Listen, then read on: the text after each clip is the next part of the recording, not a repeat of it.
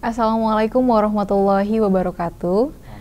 Selamat pagi pemirsa setia Sultan TV dimanapun Anda berada. Pada pagi hari ini Anda kembali terhubung bersama saya, Hairunisa Al-Araf di Bincang Hari Ini. Tentunya kita sudah bersama narasumber, tapi sebelum kita memasuki pembahasan yang akan kita ulas, kita ingin kembali untuk pemirsa setia Sultan TV untuk terus terhubung bersama kami di sosial media Sultan TV, di Instagram kami di @sultantv.co dan juga @beritasultantv, dan Facebook kami di @kreatifsultantv, dan juga beberapa tayangan yang akan disiarkan secara langsung di YouTube Sultan TV.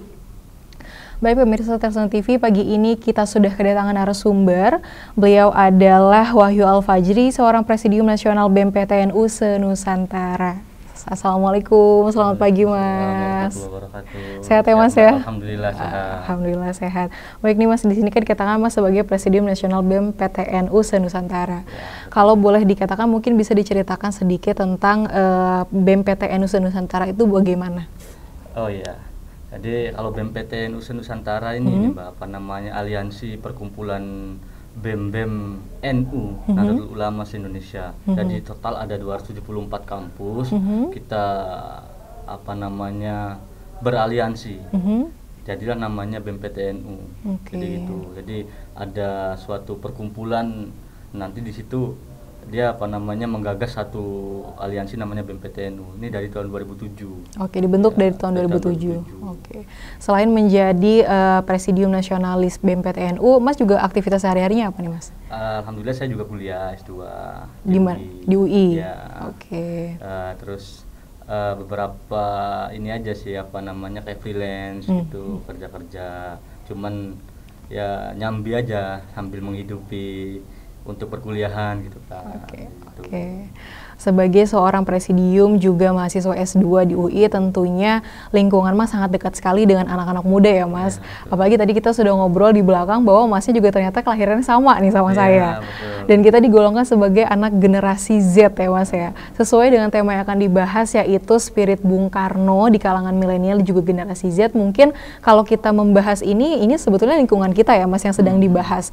Kalau Mas sebagai seorang presidium PTNU yang mengaliansi teman-teman di beberapa mungkin di wilayah Indonesia, bagaimana Mas melihat spirit Bung Karno saat ini di kalangan anak-anak muda? Ya, kalau bicara spirit Bung Karno tentu di anak muda ini ya, apa namanya, dulu kan Bung Karno pernah ini, kita mengutip salah satu narasi Bung Karno kan, berikan 10 pemuda maka akan kugujangkan dunia. Itu kan apa namanya, narasi dari Bung Karno. Betul. Nah, cuman melihat kondisi hari ini, tapi tidak menurut kemungkinan, apa namanya, walaupun agak sedikit terdegradasi anak muda ini, tapi tetap ada anak muda yang masih punya semangat dan yang bisa meneladani Bung Karno. Ada masih, walaupun toh sedikit. Cuman lagi-lagi kita harus bisa menginfluence anak-anak muda yang kayak apa di daerah-daerah, itu kita harus bisa men-trigger mereka bagaimana harus punya semangat dan punya sikap seperti Bung Karno. Kalau dikutip tadi Mas bilang, mengutip kata-kata Bung Karno, berikan aku 10 pemuda maka akan kuguncangkan dunia. Kalau saat ini berapa banyak pemuda yang harus mengguncangkan dunia Mas? Kalau saat ini saya rasa 10 nggak cukup ya. Tapi dilihat dari pemudanya dulu. Kalau pemudanya seperti Mbak-mbak ini kan kayaknya cukup 10 pemuda. Ya kalau lihat kondisi hari ini memang rasa-rasanya nggak cukup 10 pemuda. Butuh mungkin ratusan bahkan ribuan pemuda untuk mengguncang dunia. Karena semangat anak muda hari ini ya beda dengan dulu ya. Dulu kan kita sempat apa namanya, tadi aku sempat diskusi sama Mbak kan di belakang. Aku dulu udah berapa kali diskusi sama kawan-kawan 98, aktivis-aktivis yang udah menikmati hasil jerih payahnya sekarang di beberapa instansi kepemerintahan. Ya kita berdiskusi banyak hal. Kok bisa si anak muda hari ini semangatnya berbeda, kapasitas, kapabilitas untuk mengkritisi hal itu udah kurang tajam lagi, atau bahkan secara untuk mengakomodir pergerakan ini udah nggak mengakomodasi suatu isu ini, udah nggak setuntas dulu gitu loh. Ya lantas kita langsung bantah juga, ini nggak sepenuhnya salah anak-anak muda hari ini kan Mbak. Anak-anak muda hari ini terhipnotis, terinfluence oleh abang-abang kita dulu, kalau aku bilang gitu. abang-abang kita dulu kan ya sekarang udah menikmati hasil jerih payahnya dulu, udah ada yang di kementerian ini, akhirnya itu yang menghipnotis kita agar bagaimana kita bisa seperti beliau. Bukan lagi kalau dulu aktivis 98 kenapa berhasil bahasanya mengakomodir salah satu isu itu kan punya satu masalah besar, punya satu masalah bersama, dan itu mungkin ini ya, reformasi itu agenda besarnya. Kalau sekarang kita nggak ada, kita bias gerakan kita mahasiswa itu.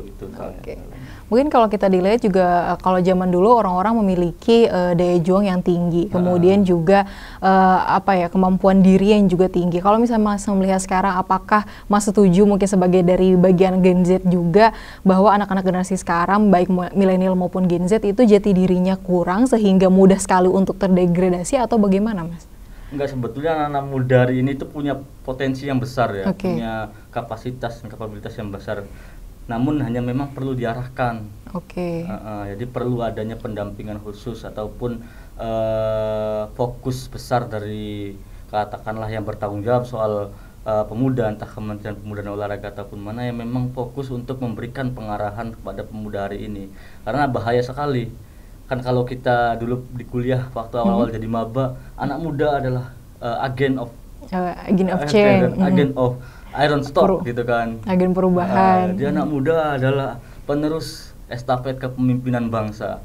Nah, maka dari itu kalau anak mudanya hari ini banyak yang konotasinya negatif, maka perlu diarahkan bagaimana agar menciptakan hal-hal yang positif, menciptakan suatu karya-karya yang punya manfaat untuk diri sendiri dan juga khusus umumnya untuk bangsa gitu.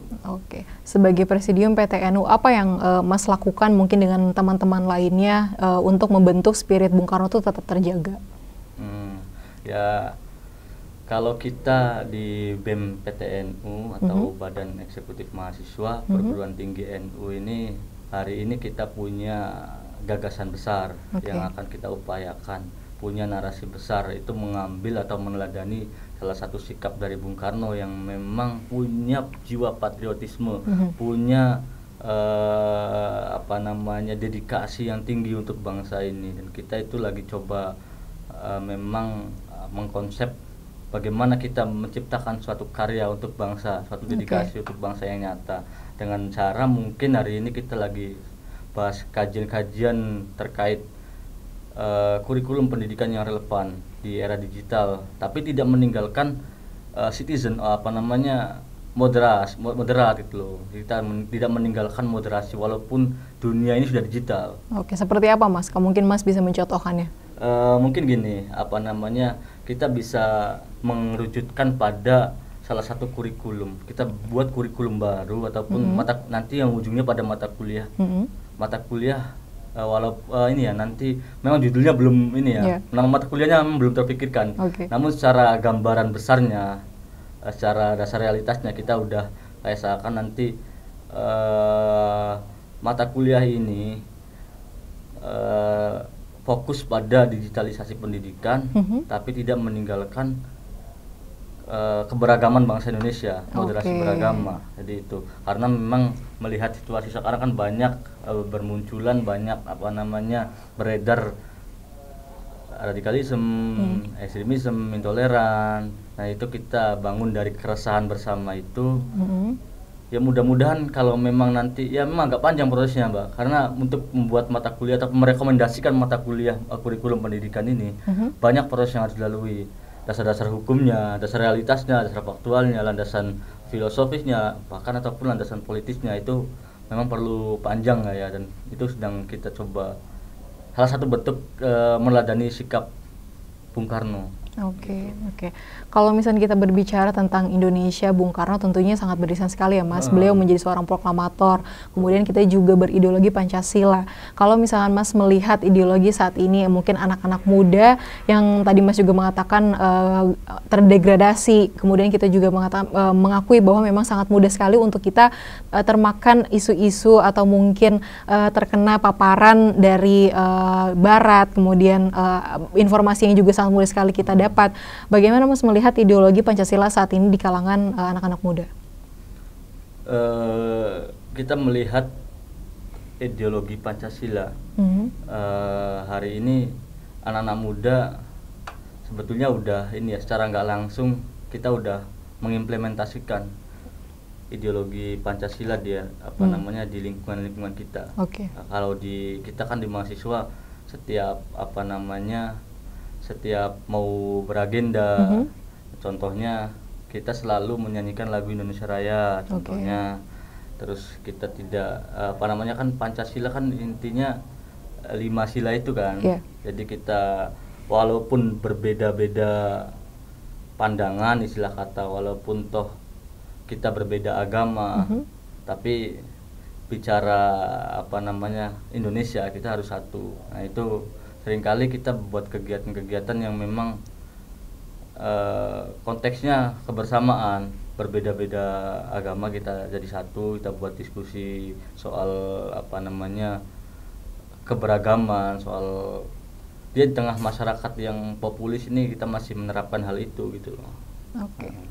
Bagi Mas sendiri secara pribadi, spirit Bung Karno apa yang paling membekas untuk Mas sampai akhirnya Mas ada di posisi saat ini? Satu ya yang paling membekas, Bung Karno itu, beliau itu punya kepedulian yang tinggi. Bahkan beliau menggagas satu satu narasi atau satu ideologi yang katakanlah bisa dikatakan marhenisme. Itu kan gagasan besar beliau. Itu bentuk kepedulian beliau kepada rakyatnya. Itu yang menjadi salah satu spirit Bung Karno. Karena saya juga belajar di pondok juga, ada salah satu kaidah fikih yang mengatakan intinya itu kaidahnya intinya mengatakan bahwasanya pemimpin yang baik adalah kebijakan seorang pemimpin adalah yang berorientasi pada kepentingan orang banyak. Itu sikap keteladanan Bung Karno yang hari ini harus kita teladani gitu. Jadi karena kita kan generasi penerus ya, generasi Ehrenstok atau bahasanya generasi penerus estafet kepemimpinan bangsa ini, maka kita harus meneladani sikap yang membuat kebijakan, karena kita nanti akan menjadi pemimpin kan. Kita nggak mungkin kita akan menjadi pemimpin walaupun nanti pemimpin di dalam rumah tangga, pasti kita akan jadi pemimpin. Dan tentu kebijakan seorang pemimpin harus berorientasi pada kepentingan orang banyak. Itulah yang diajarkan oleh Bung Karno. Baik, mungkin kita sebelum lanjut kita break sebentar Mas, nanti kita akan bahas lagi. Baik pemirsa Setia Sultan TV, tetap bersama kami di Bincang Hari ini. Kami akan kembali lagi setelah pariwara berikut ini. Terima kasih.